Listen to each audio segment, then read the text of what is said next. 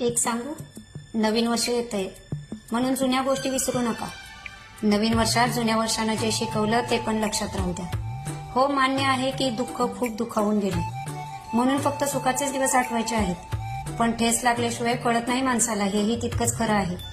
नवीन वर्षात त्या लागलेल्या काळा आठवा आणि पावलं सुखाच्या मार्गाला वळवा. सोडून द्या वाईट सवयी, वाईट माणसं, वाईट जागा आणि वाईट वेळही. फक्त लक्षात ठेवा, सुंदर स्वप्न पाहायचे असतील तर भविष्यातले बदल हे तुम्हालाच करायचे आहे. मार्ग आपोआपच निघतील आणि सुख काय दुःख काय येतच राहतील. हसून जा समोर, कळू द्या त्या दुःखालाही तुम्ही अजूनही हारला नाही.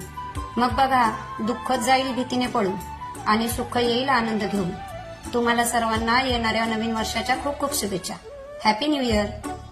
आणि हो, आपल्या युट्यूबच्या चॅनलला नक्की सबस्क्राईब करा. छोटीशी कमेंटही टाका.